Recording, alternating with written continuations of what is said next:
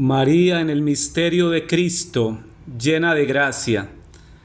Bendito sea el Dios y Padre de nuestro Señor Jesucristo, que nos ha bendecido con toda clase de bendiciones espirituales en los cielos en Cristo.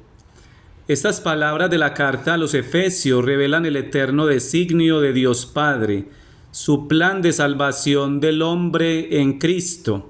Es un plan universal que comprende a todos los hombres creados a imagen y semejanza de Dios. Todos así están incluidos al comienzo en la obra creadora de Dios.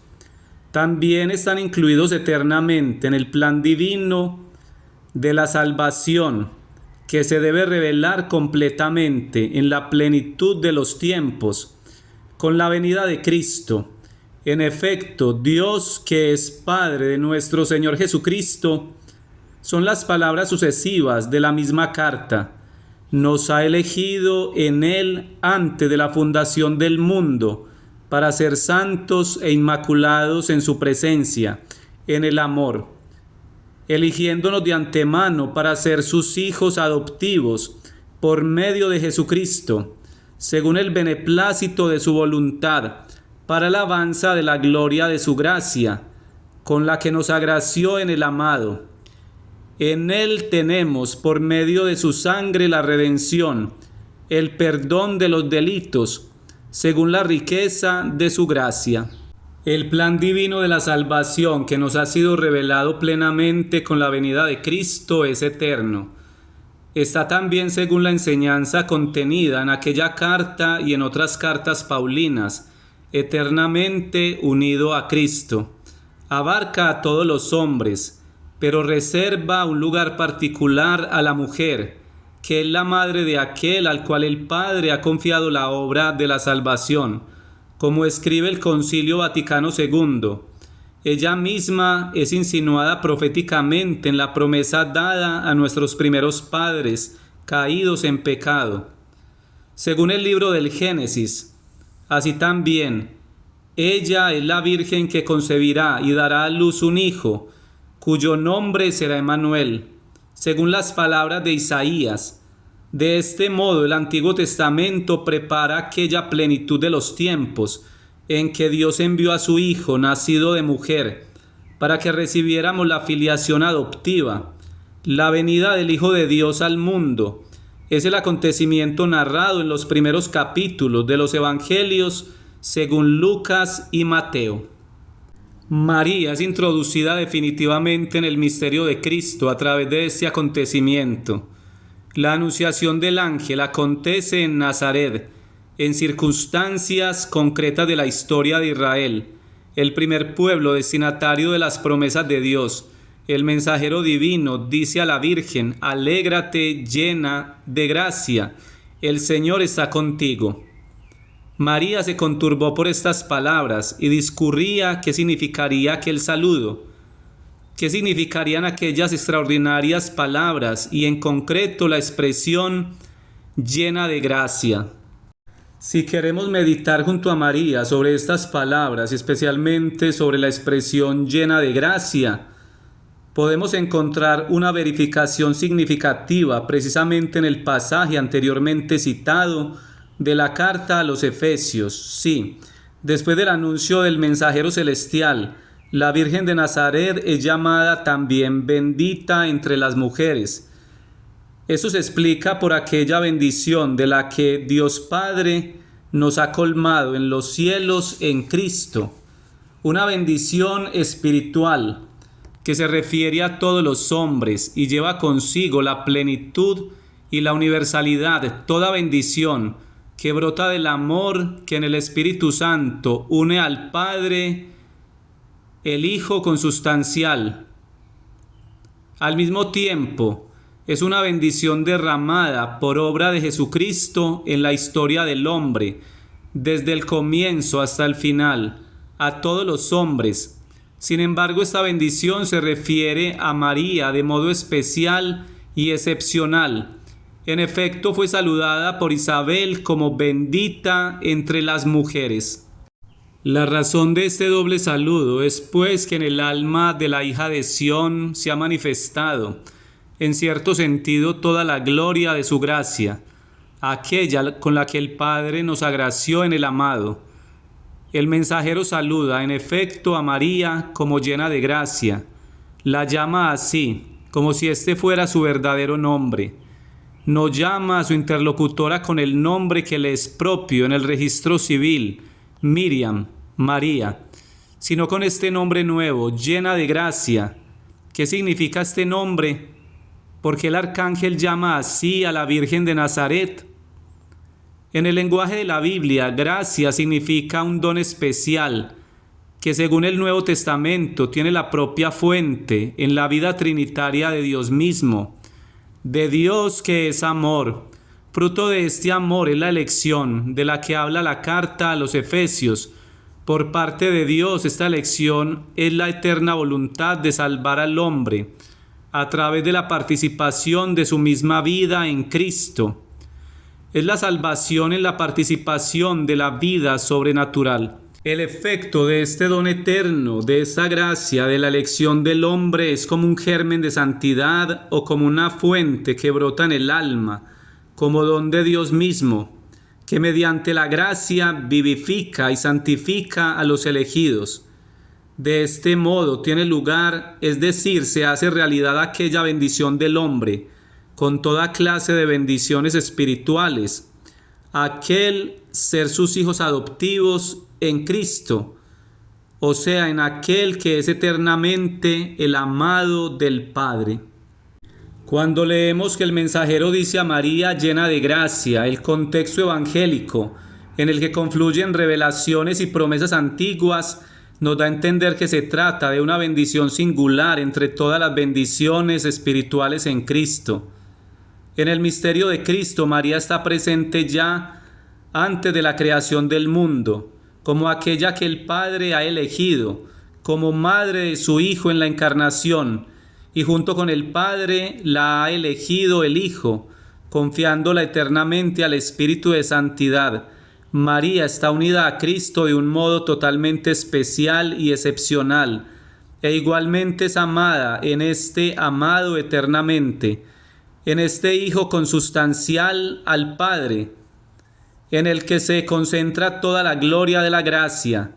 A la vez ella está y sigue abierta perfectamente a este don de lo alto. Como enseña el concilio, María sobresale entre todos los humildes y pobres del Señor, que de Él esperan con confianza la salvación. Si el saludo y el nombre llena de gracia significan todo esto, en el contexto del anuncio del ángel se refiere ante todo a la elección de María como madre del Hijo de Dios.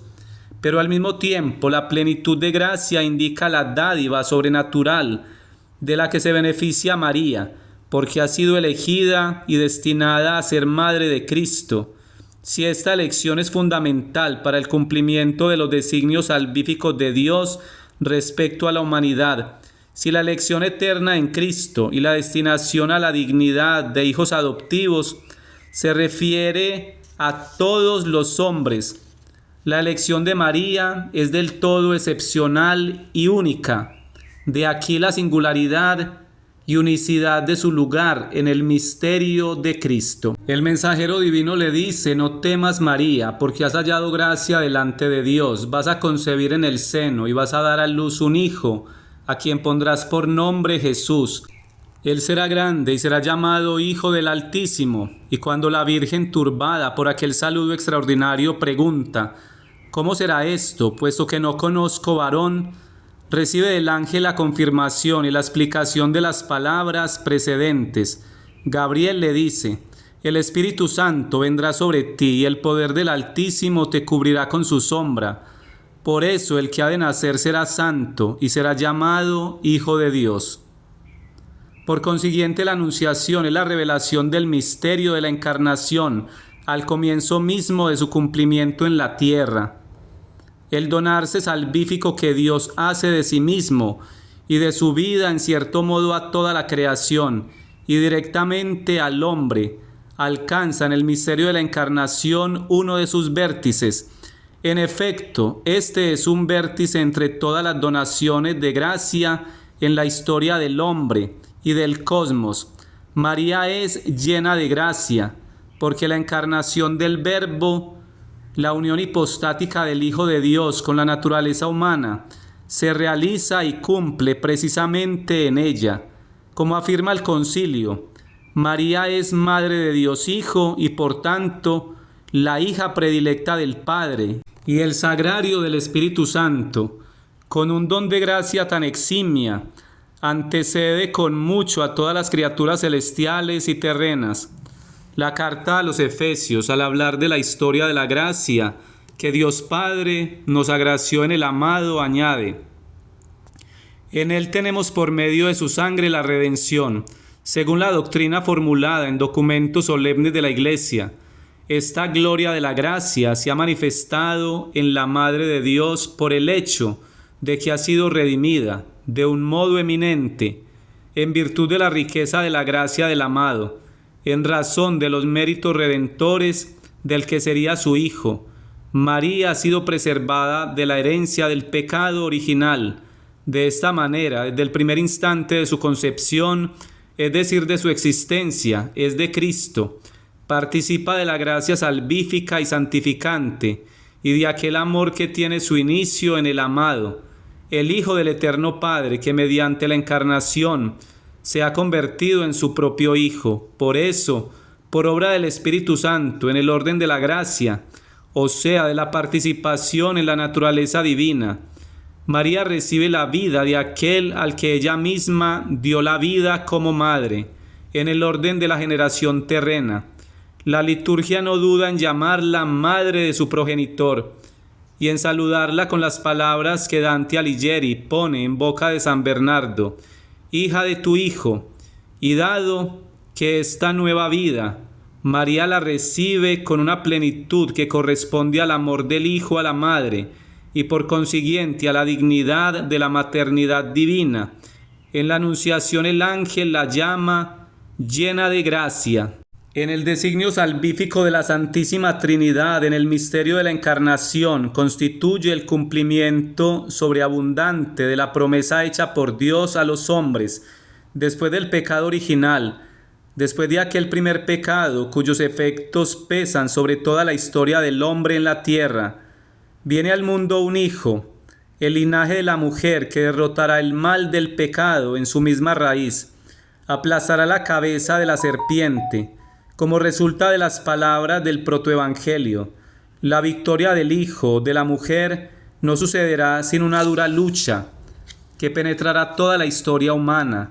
La enemistad anunciada al comienzo es confirmada en el Apocalipsis, libro de las realidades últimas de la Iglesia y del mundo, donde vuelve de nuevo la señal de la mujer, que esta vez vestida de sol.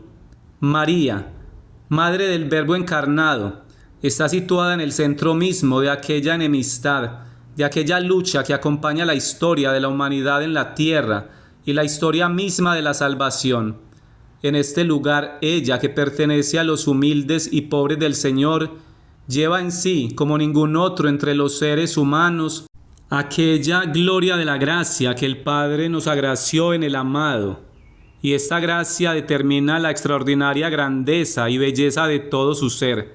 María permanece así ante Dios y también ante la humanidad entera, como el signo inmutable e inviolable de la elección por parte de Dios, de la que habla la carta paulina.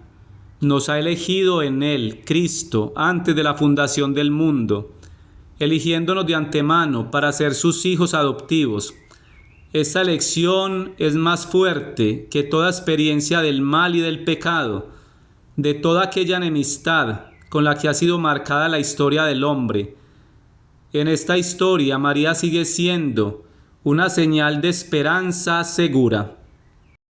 Redemptoris Mater de San Juan Pablo II.